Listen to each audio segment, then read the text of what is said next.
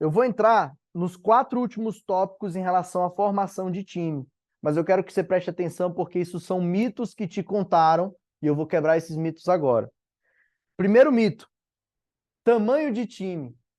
Você já ouviu, né, aquela pessoa que se orgulha assim, não, minha empresa tem 200 pessoas, minha empresa tem 100, minha empresa tem 3.000. Eu trabalho numa multinacional que tem 30 mil pessoas ao redor do mundo. O Instagram foi vendido por US$ 1 bilhão, tinha 20 pessoas naquele escritório. Você acha que ganhou mais dinheiro quem? O cara que vendeu a empresa por 1 bilhão, que tinha 20 pessoas para dividir o dinheiro, ou o cara que vendeu a empresa por 1 bilhão, que tinha 300 pessoas? Hoje em dia, no digital, por que esse bootcamp é focado em empreender na internet, empreender com tecnologia? Porque você ganha uma unidade de escala muito acima da média. Só que não tem a ver a escala acima da média com o tamanho de time. Você consegue atender o mundo inteiro com um time muito pequeno.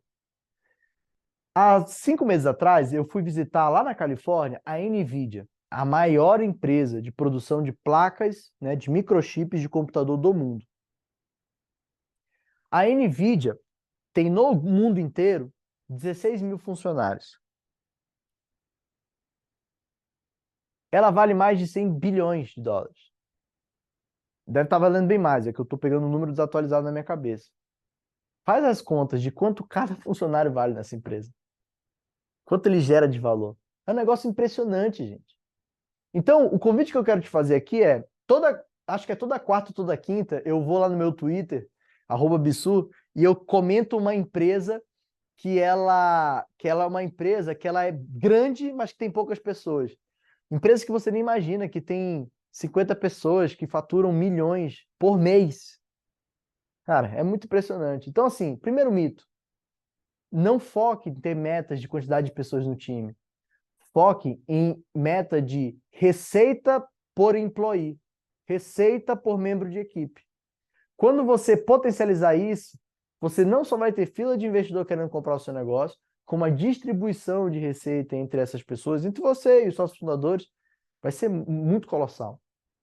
Toda vez que você vê alguém na rua falando assim, minha empresa tem 70 pessoas, eu falo pra você, sinta a pena da pessoa, porque ela não entendeu o jogo, tá?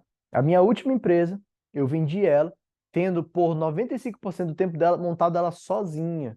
Eu estava começando a engrenar, pensar em montar o time, veio a oferta de compra, eu vendi. Sozinho, por alguns milhões de reais. Não tive muita gente com quem dividir, né? Acho que essa é a história que você quer contar também. Então segura um pouco. Eu sei que dá vontade de ter ajuda, de ter gente. Segura um pouco, vale muito a pena. Você vai administrar melhor essa energia aí. Tá bom? Vamos lá. Segundo mito, remoto versus presencial. Peraí, como assim mito? O mito está no versus.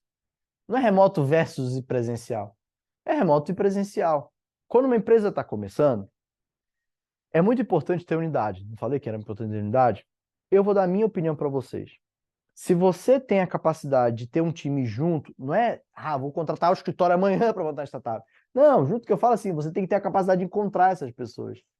Porque você precisa criar essa unidade de linguagem, essa cultura, sentir a pessoa, sentir seu sócio. É muito importante fazer isso. Lembra que eu falei da 30 Série Sinus, que é aquela empresa que é um case no mundo inteiro? Mesmo eles, ainda assim, tem um escritório onde todo mundo do mundo inteiro pode ir se encontrar e eles obrigam pelo menos 2 vezes no ano ter um encontro da empresa inteira. Como que a empresa, que é case de remoto no mundo inteiro, ainda faz um encontro presencial? É porque ela entendeu que cultura precisa ser fortificada, precisa ser vivida. E às vezes na frieza do quarto, um na câmera, outro no outro. Por exemplo, eu aqui com vocês. Se a gente tivesse aqui, nesse auditório junto, rapaz, a quebradeira de pau aqui ia estar tamanho que era pergunta para todo lado, a gente já está já rabiscando ideia aqui. Como a gente está no online, eu estou botando muita energia aqui no online para tentar conectar com vocês, eu estou pedindo para comentar, bota a reação para a gente receber energia de volta para compensar. É o que você precisa fazer. Se você vai começar uma startup, vai começar 100% digital, você vai precisar botar muita energia para você criar unidade. Agora, se você tem a possibilidade de encontrar essas pessoas, você tem ferramentas adicionais. Então, o convite que eu quero te fazer aqui é, não pensa nessa briga, que essa briga não vale a pena pensar, o remoto é presencial. São coisas diferentes. Trabalhe com as suas ferramentas. Eu estava lá em Manaus, gente, montando uma empresa. O meu investidor estava no Sul. Eu não adiantava ficar lá brigando com, não, vai ser remoto. Não, eu vim para o Sul e aí eu falei com ele, captamos o investimento, na época era 2,7 milhões de reais. Aí ele falou assim, ó, você tem que vir montar a empresa aqui. Na minha cabeça eu já sabia. Cara, mas vende ingresso online, não precisa estar em São Paulo. Mas o que ele estava me dizendo é o seguinte, mas você precisa se conectar com o ecossistema. Você precisa vir aqui sentir a energia, falar com outros empreendedores, ver como é que é. E de fato fez diferença. Eu vim para cá, estou em São Paulo já há muitos anos e fiz essas conexões. Então não é versus, é e ou trabalhar essas sinergias. É entender que às vezes tem hora para estar perto e tem hora para estar separado. Beleza? Vamos quebrar isso? Para de discutir isso. Se você encontrar um talento para contratar para o seu time que está no outro lado do Brasil, contrate, não tem problema. Ah, não, mas minha política é presencial. Não, sua política é atender bem seu cliente. Essa é a sua política. Transformar a vida. O resto é detalhe. Cultura. Tá bom? Próximo mito. CLT versus PJ. Esse é polêmico, hein? Quem aí tem um contratinho CLT, um contratinho PJ? Olha, o que eu quero trazer de mito aqui? Lembra do verso que eu falei? É esse verso. Mas tem um negócio antes. Quando a gente fala de startups, cara, grande parte das startups no Brasil começam sem nenhum tipo de financiamento. E o CLT, ele tem um peso muito forte sobre a startup. Peraí, Bissu, o que você vai me dizer agora? O que eu vou dizer agora é para você ser inteligente. Você não precisa necessariamente contratar membros de equipe se você tem condições de contratar fornecedores.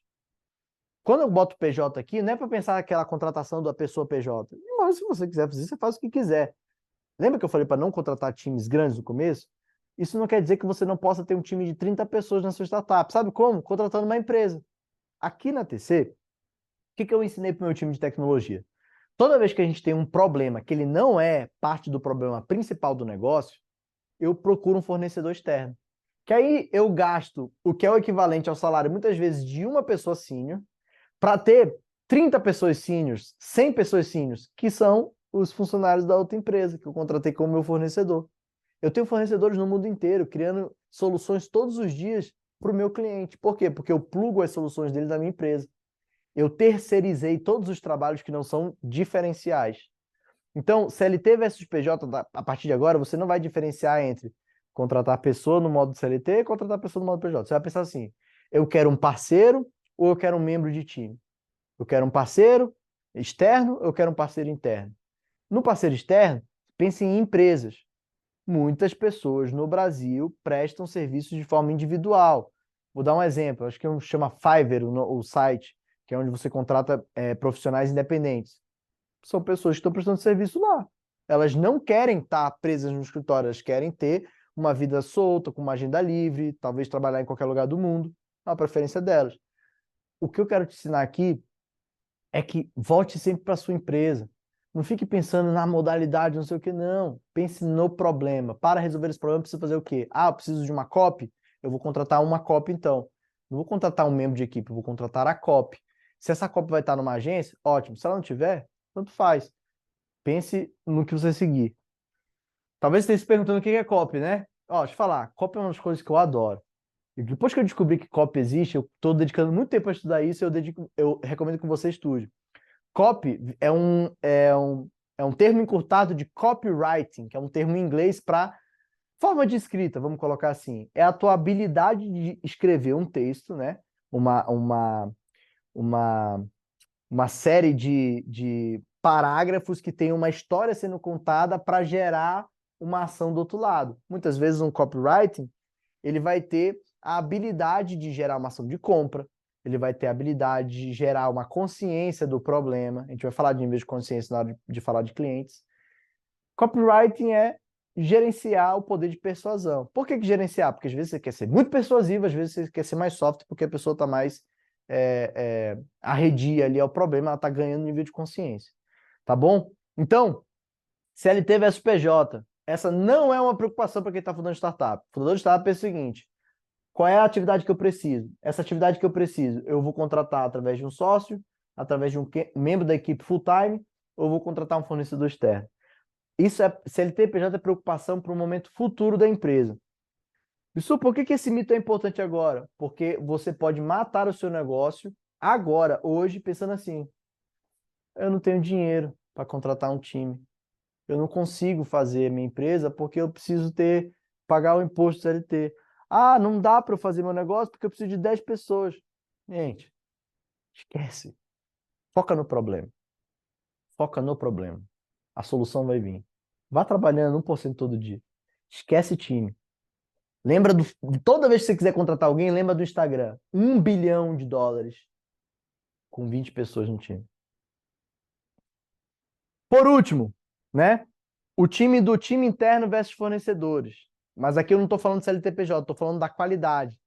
Teve gente que deve ter falado para você, não, fazer com fornecedor não presta.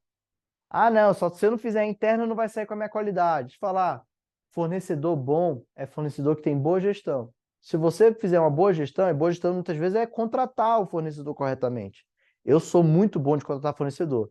E eu vou dizer mais, eu não só sou bom de contratar fornecedor, eu sei manter a minha relação saudável com ele, ao ponto de que ele tem a mesma vontade de atender o meu cliente quanto eu.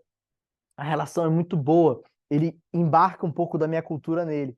Sabe qual é a relação com o fornecedor ruim? É aquela que é distante. Você contrata, manda um e-mail, espera vir, aí não vem bom, você reclama, espera vir de novo.